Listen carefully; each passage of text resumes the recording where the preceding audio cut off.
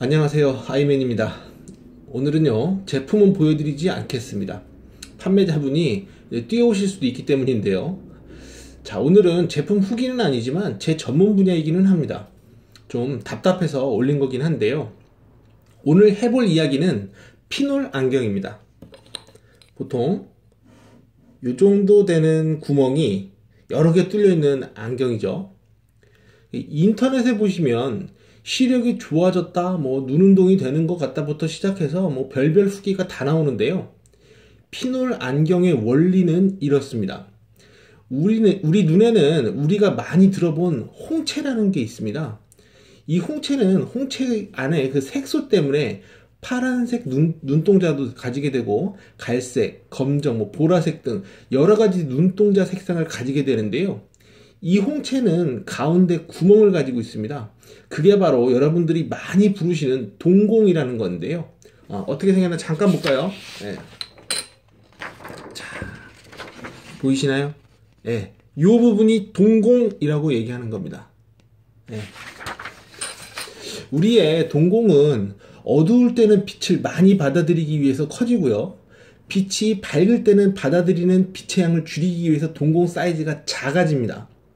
잠시 딴 길로 세자면 어두울 때 동공이 커진다고 말씀드렸잖아요. 예, 잘 생각해 보시면 자외선 차단이 안 되는 선글라스를 착용하시면 이래서 위험하다는 겁니다.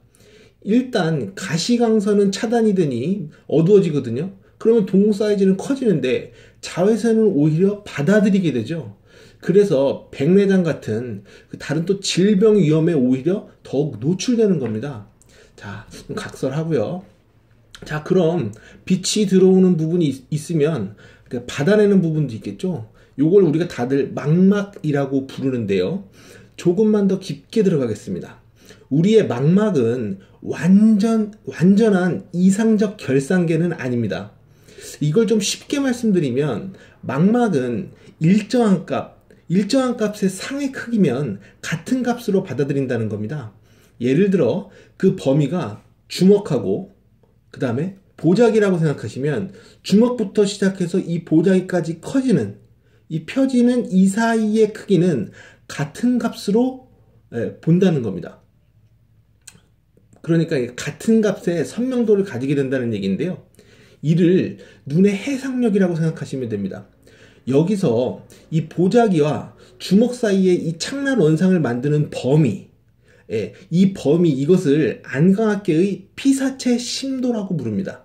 따라서 피사체 심도 내에 있는 물점은 거리가 달라도 그 사이에 있는 물점은 비슷한 선명도를 보이게 됩니다. 그렇다면요, 선명하게 보이는 범위를 넓히려면, 즉 피사체 심도를 어떻게 하면 깊어지게 할 수 있는가가 중요한데요. 첫째는 빛이 통과하는 구멍이 작을수록 피사체 심도는 깊어지고요. 둘째는 눈의 굴절력이 클수록 피사체 심도가 깊어집니다. 자, 마지막 세 번째인데요. 보시려는 물체가 멀리 있을수록 피사체 심도는 깊어집니다. 그럼 위에서 말씀드린 피놀 안경은 주로 첫 번째 영향과 그 다음 상황에 따라서 세 번째가 적용될 텐데요. 그럼 여기서 빛에 대한 성질을 잠시 알아야겠습니다. 이게 빛은 무엇일까요? 그냥 빛? 네. 빛은 파동과 입자, 이 두 가지로 이루어져 있습니다. 좀 쉽게 설명해 드리면 그림자를 생각해 보시면 좀 더 이해하기가 쉬울 수 있는데요. 빛이 파동이라면 물론 저항이 있겠지만 물체를 통과할 수는 있죠. 네, 벽 건너편에 제 목소리가 들릴 수 있는 것처럼요. 대신 선명한 그림자는 생기지 않을 거고요. 또는 이게 입자만 있다고 하면 통과 자체를 못하니 선명한 그림자를 만들 수 있을 겁니다. 그런데 그림자를 자세히 보시면 그림자의 중심은 조금 더 진한 그림자, 주변부로 갈수록 흐린 그림자의 상을 보실 수 있습니다. 이는 빛이 입자와 파동 두 개가 공존한다는 걸 보여주는 건데요.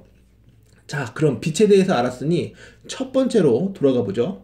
첫 번째에서 구멍이 작을수록 피사체 심도가 깊어진다고 했는데요.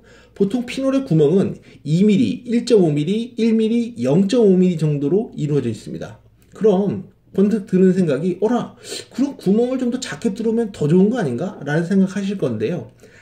아까 빛의 성질에서 말씀드린 부분 중 파동 때문에 피놀 구멍을 0.5mm 이하로 하기는 어렵습니다. 왜냐하면 0.5 이하로 하면 빛의 파동 성질에 의한 회절 현상 때문에 오히려 상이 좀 더 흐리게 보이기 때문이죠. 더 깊게는 안 들어가겠습니다.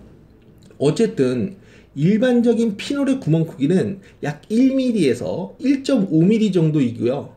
아까 말씀드린 대로 이렇게 되면 눈에 들어오는 피사체 심도가 깊어지므로 본인이 가지고 있는 시력보다 조금 더 잘 보이게 되는 겁니다. 해상력, 회절, 산란, 그리고 망막 조도 등 다른 조건은 다 배제하고요. 단순히 피놀 영향만 본다면 예를 들면 0.2 시력을 가지고 있는 분이 3mm의 동공 크기를 가지고 있는데 앞에 1mm의 피놀을 앞에다 딱 댄다면 동공이 3배만큼 줄어든 거죠. 그럼 0.2 시력 곱하기 3에서 0.6 정도의 시력이 나온다는 겁니다.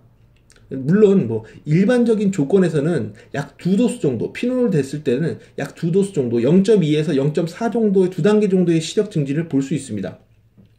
이처럼 본인이 가지고 있는 동공 크기도 중요한데요. 그래서 시력 검사실은 조도를 중요하게 생각하는 겁니다. 안광학계에서 피사체 심도를 구하는 식은 사우돌 공식하고 베스-사이머 공식 두 가지인데요. 이 공식을 보면 원시보다는 근시의 눈이 피놀의 영향을 많이 받고요. 완전 교정이 된 안경 착용자나 정신분들에게는 큰 증진을 보기 어렵다고 나와 있습니다. 자, 어려운 부분은 빠져나오고요. 그럼 팩트로 한번 가보죠. 그런데 피놀을 벗게 된다면 어떻게 될까요? 향상된 시력이 유지가 될까요? 물론 피놀 안경 자체가 사이즈가 좀 크고 양옆이 막혀 있으니까 잠시 착용했을 때 건조함이나 뻑뻑한 감은 좀 덜해질 수 있습니다. 마치 이게 덮개 역할 같은 역할을 해주거든요. 그러나 피놀 때문에 향상된 시력이 유지되는 일은 있을 수가 없겠죠. 통상적으로 안과나 안경원에서 피놀을 사용하는 경우는 검사 과정에서 교정 시력이 불량한 경우 그게 안구 내의 질병이나 아니면 굴절 문제인지를 판단하기 위해서 사용하는 겁니다. 눈에 질병이 있다면 피놀로도 시력의 증진을 보기 어렵기 때문이죠. 자, 이제요. 이 제품을 재미삼아 사용해 볼 수는 있지만 단순히 생각해 보죠. 피놀로 굴절 이상이 치료가 된다고 하면 세상에 안경 착용할 사람이 있을까요? 아마 이거 개발하신 분은 벌써 노벨상 타셨을걸요? 혹시나 하시는 마음 드시겠지만 역시나일 겁니다. 이 제품을 고민하고 계신 분들에게는 팩트 체크할 수 있는 동영상입니다. 그럼 다음번에는 다른 제품으로 찾아뵙겠습니다. 감사합니다. 아이맨이었습니다. 추천 꾹, 구독 꾹.